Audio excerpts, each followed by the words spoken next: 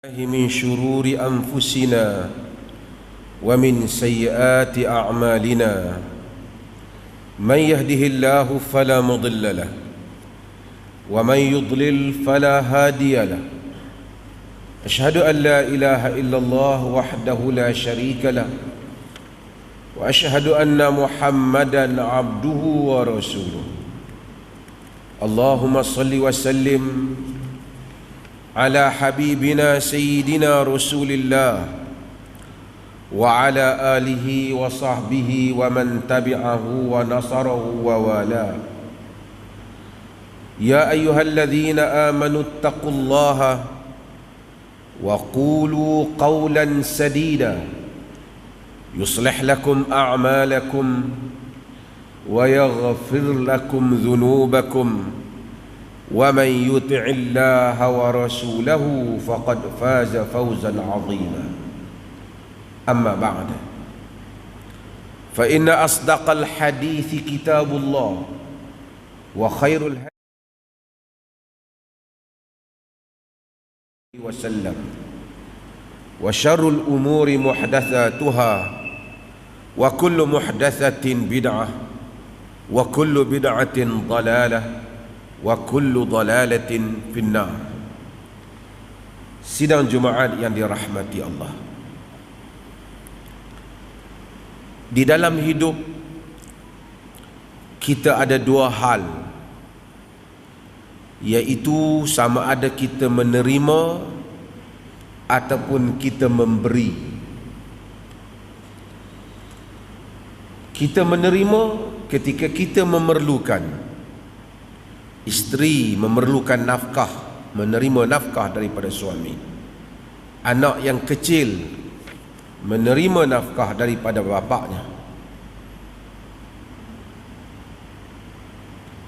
Apabila kita tidak menerima ataupun kita tidak layak menerima, kita senantiasa layak untuk memberi. Maka kita di dalam hidup sebagai seorang Muslim, yang diangkat dalam pemikiran kita ialah supaya kita berfikir bagaimana untuk membolehkan kita ini memberi. Maka suami itu membelanjakan nafkahnya kepada anak dan isterinya. Orang-orang Islam sedaya mungkin dia mesti berusaha mengeluarkan zakat. Kewajipan zakat kepadanya yang wajib di atas hartanya, ataupun sekurang-kurangnya kalaupun sampai dia tidak berupaya, dia berikhtiar supaya dia dapat mengeluarkan fitrah bagi setiap tahun pada bulan Ramadan. Demikian agama menghendaki kita berfikiran untuk memberi, bukan berfikiran untuk menerima. Disitulah diangkatnya fadilat sedekah. Disuruh kita bersedekah, kerana pada memberi itu bukan saja kita mengeluarkan apa yang kita miliki, tetapi kita mengorbankan perasaan kita. Kerana perasaan insan ialah ingin memiliki, ingin lebih banyak, ingin lebih mewah. Apabila seseorang mengeluarkan hartanya, dia bukan saja mengeluarkan wang daripada poketnya, ataupun tanah daripada miliknya, ataupun apa-apa hartanya daripada miliknya kepada orang lain, tetapi ia mengorbankan perasaannya yang cinta kepada pemilikan harta di dunia ini. Sebab itu lebih besar perasaan yang kita korbankan di dalam memberi, maka lebih besar pahala yang kita perolehi.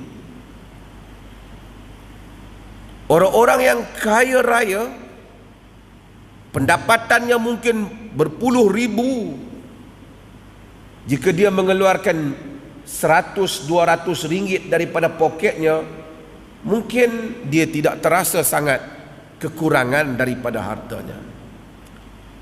Tetapi seseorang yang memiliki hanya mungkin 5-6 ringgit atau 10 ringgit satu hari, mengeluarkan 2 ringgit daripada poketnya, jauh lebih sedikit daripada 200 ringgit yang dikeluarkan oleh orang kaya, tapi mungkin pahalanya di sisi Allah lebih besar, kerana 2 ringgit itu lebih beban bagi dirinya yang tidak berada itu untuk dikeluarkan.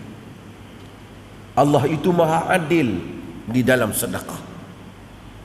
Maka kita baca dalil sebanyak dalil di dalam agama, Allah Subhanahu wa taala menyuruh kita bersedekah.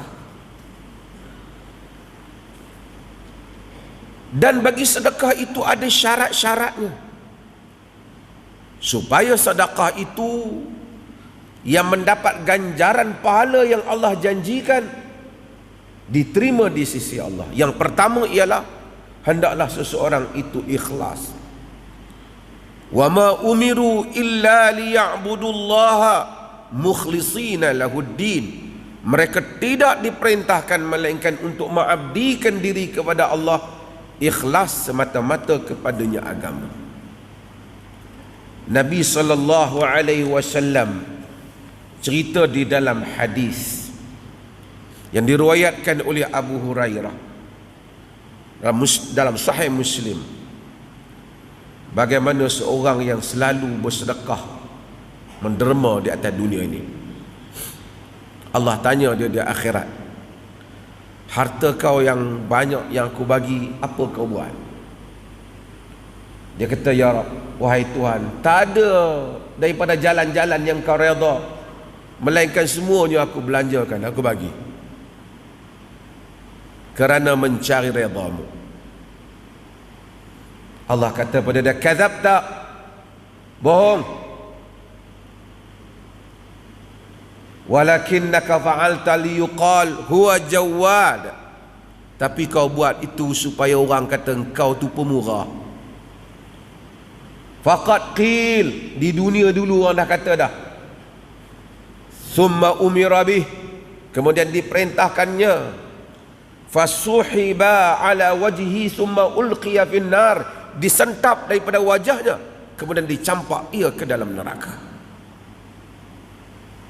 Maka syarat yang pertama kena ikhlas. Kerana bila memberi ada sikit kebesaran diri dan rendah pihak yang menerima. Maka sering juga di kalangan manusia, apabila kita memberi, kita membesarkan diri, kita menunjuk-nunjuk supaya orang mengkagumi sifat pemberi kita itu, sifat suka bersedekahnya kita.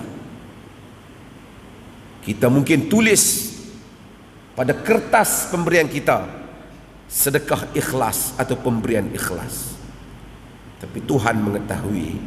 Allah kata, kadzabta, bohong, engkau tidak memberinya kerana kau. Itu syarat yang pertama. Syarat yang kedua ialah sedekah itu hendaklah daripada sumber yang halal. Tidak ada Robin Hood dalam agama ini, ambil harta orang bagi sedekah pada orang lain. Tak ada. Matlamat tak menghalalkan cara. Duit rasuah tak boleh sedekah. Dia kata walaupun dia ambil rasuah, dia makan harta kerajaan dengan cara yang tak betul, ataupun harta syarikat dengan cara tak betul, tapi dia sedekah sebahagiannya, tak diterima pahalanya. Nabi SAW menyebut, la tuqbalu salatu bi ghairi tuhurin wala sadaqatun min ghulul. Tidak diterima salat yang tidak ada tuhur, tidak bersuci, dan tidak diterima sedekah daripada harta yang haram. Sebanyak mana pun diberikan, bukan harta dia, tidak dikira di sisi Allah Subhanahu wa taala. Sidang Jumaat yang dirahmati Allah, banyak kelebihan sedekah ni. Ni bila nak mari bulan Ramadan, kita cakap pasal sedekah, pasal Nabi pada bulan Ramadan lebih banyak bersedekah. Sedekah yang paling baik bila ditanya Nabi SAW,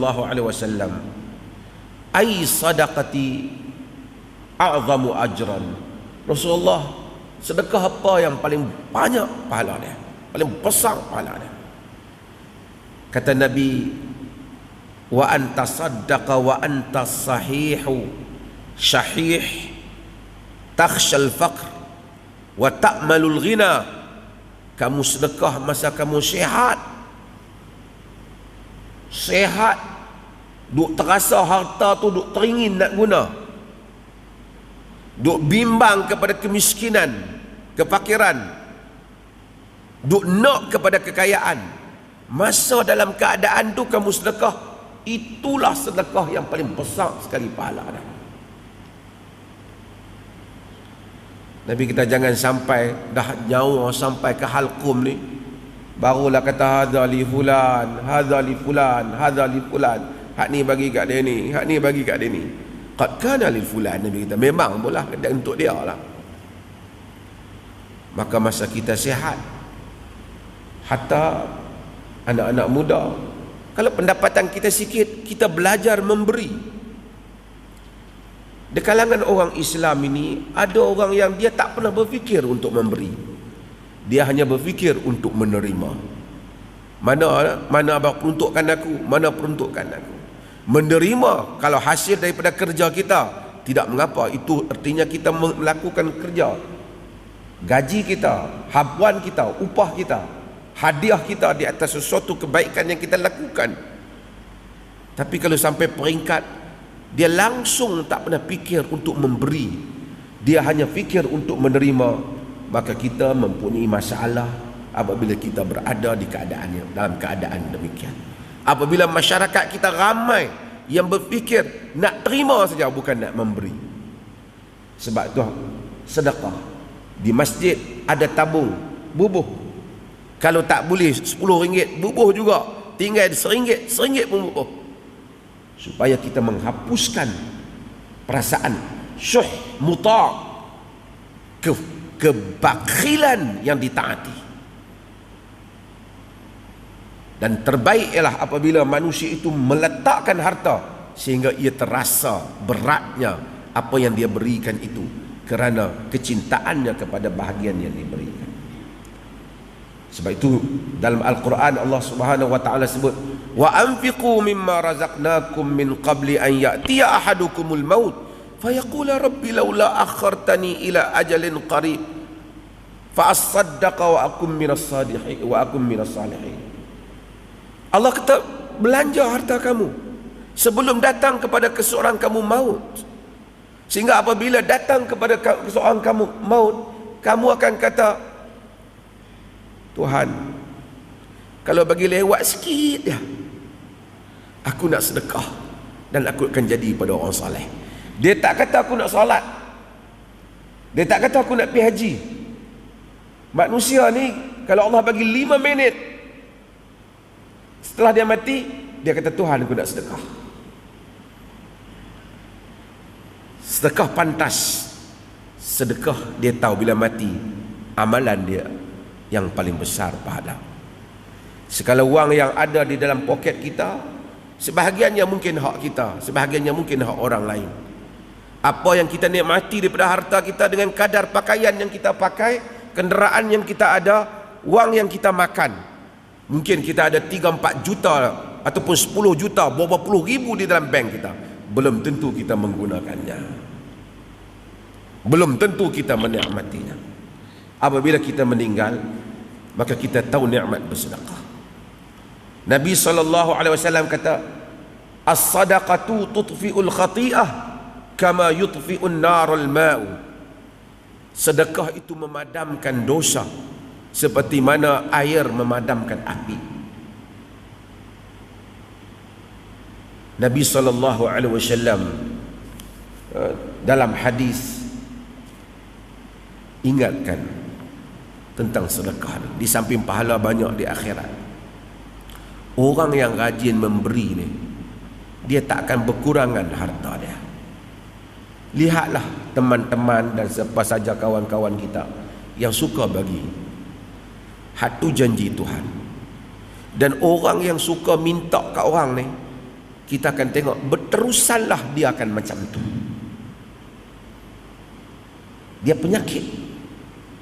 Sebab itulah masyarakat ni kita kena buang penyakit suka meminta ni. Bukan kita tahu ada orang yang memerlukan, berhak untuk diberi padanya, tetapi last dah tak ada dah ikhtiar kita, baru kita minta.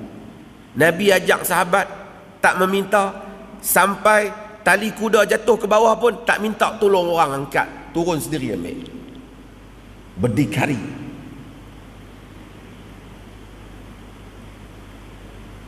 Sebab itu Nabi SAW dalam hadis, Nabi bagi tahu, ma min yaumin yusbihu al-ibad fihi illa malakan yanzilan. Tidak ada hari yang mana, pagi-pagi yang mana kita berpagi-pagi, hamba-hamba Allah ni berpagi-pagi, melainkan dua malaikat akan turun. Fayaqulu ahaduhuma, salah seorang daripada malaikat ni, salah satu daripada malaikat ni, fayaqulu ahaduhuma, salah satu daripada malaikat ni akan kata, Allahumma a'ti munfiqan khalafa, wa yaqulu al-akhar, Allahumma a'ti mumsikan talafa. Satu malaikat akan kata, ya Allah, bagilah ganti pada yang memberi. Satu malaikat akan kata, ya Allah, tak usah bagilah kehilangan kepada yang kedekut. Orang yang kedekut tu kita tengok, dia rasa dia boleh makan semua harta dia tak boleh makan. Kadang-kadang Allah turunkan macam-macam penyakit dalam diri manusia, hartanya banyak, dia tak boleh makan. Ataupun Allah jadikan kesibukan, dia tak menikmati apa yang dia beli. Allah boleh lakukan apa sahaja kalangan hamba-hambanya. Itu pun bukan menunjukkan bahawasanya manusia itu salah ataupun betul, tetapi malaikat akan menyebut bahawasanya jika kita memberi, Allah memberi ganti. Sebab tu orang yang memberi, dilapangkan keluarganya, dibahagiakan dia, dimurahkan rezeki anak-anaknya. Bukan maksud kita bagi RM10, tengok-tengok balik dalam poket kita ada RM200. Bukan begitu maksudnya.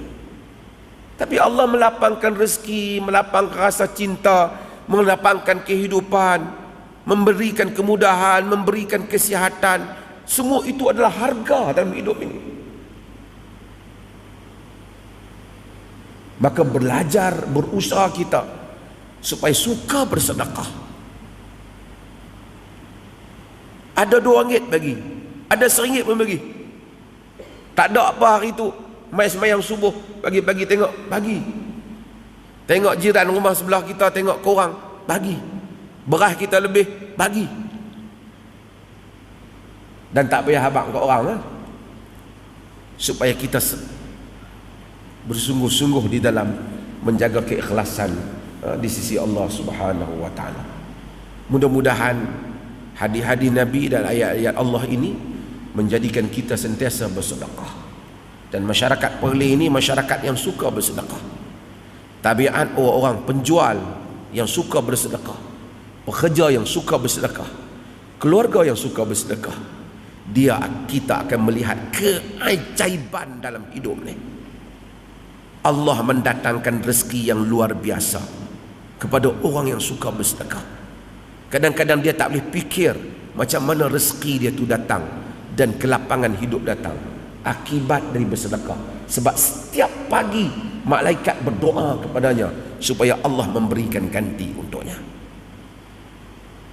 Barakallahu li wa lakum fil Qur'anil azim wa nafa'ani wa iyyakum bil ayati wa dzikril hakim.